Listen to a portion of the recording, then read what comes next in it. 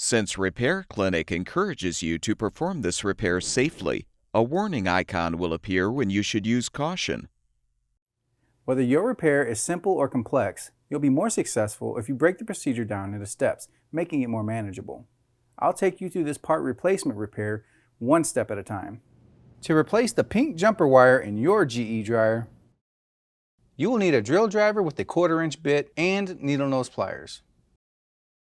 Before you begin the procedure, unplug the power to the appliance. Unthread the 5 screws on the panel. Any missing screws can be ordered through the links in the description below.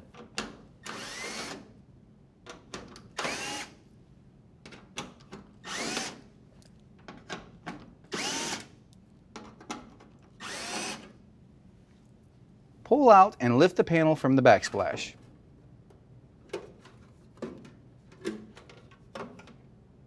Detach the ground wire.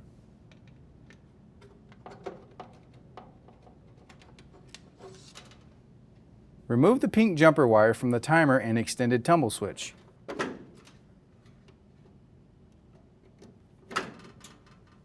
To install the new pink jumper wire, plug the wire into the timer and extended tumble switch.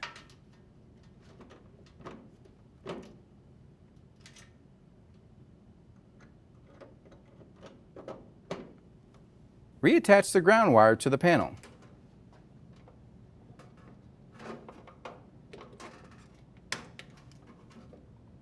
Insert the panel tabs into the slots on the dryer.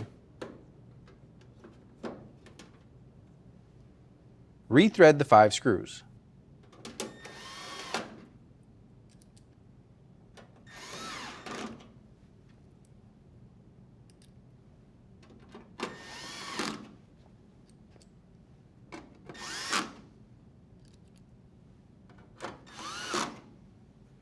Plug in the dryer.